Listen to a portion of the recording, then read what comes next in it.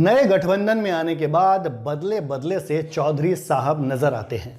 Samajwadi party से समझौते में मिली 7 लोकसभा सीटों को ठुकराकर बीजेपी के साथ जाने वाले जयंत ने पिछले कुछ दिनों में अपने बदले हुए व्यक्तित्व का परिचय दिया है।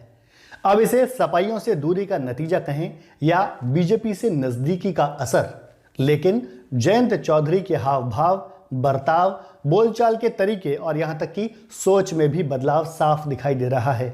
जयंत अब पहले से कहीं ज्यादा मैच्योर पॉलिटिशियन के तौर पर बर्ताव कर रहे हैं।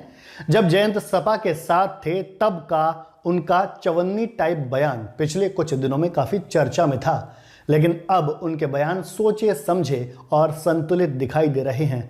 अब वो उतना ही बोलते हैं जितनी ज़रूरत होती है और जो बोलते भी हैं उसका कुछ मतलब होता है। यहाँ तक कि सपा का साथ छोड़ने के बाद उन्होंने ना तो अखिलेश के खिलाफ कोई बदजुबानी की और ना ही किसी और नेता के खिलाफ। दोस्तों, आप जानते हैं कि लोकसभा चुनाव में सबकी नज़र देश के सबसे अधिक सीटों वाले राज्य उत्तर प्रदेश पर है।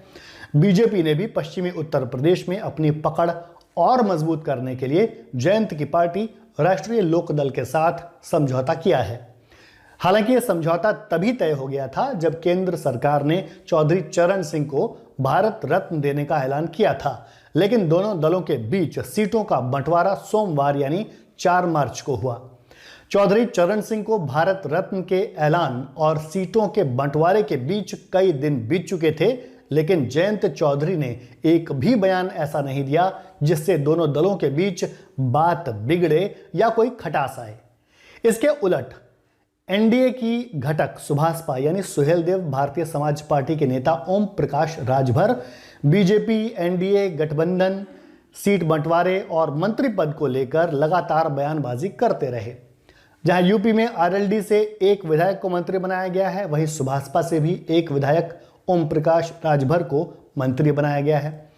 लेकिन लोकसभा चुनाव 2024 के लिए बीजेपी ने राष्ट्रीय लोकदल को समझौते के तहत बागपत और बिजनौर 2 सीटें दी हैं, जबकि बड़बोले ओम प्रकाश राजभर की पार्टी को केवल 1 सीट घोसी की मिली है।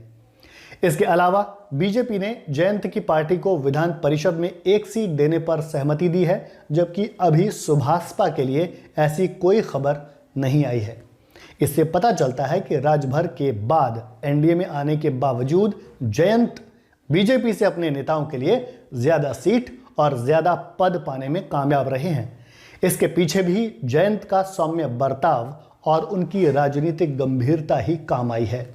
एक और अच्छा काम जयंत ने किया है और वो है लोकसभा सीट, विधान परिषद सीट और मंत्री पद के लिए अपनी पार्टी से अच्छे उम्मीदवारों का चुनाव।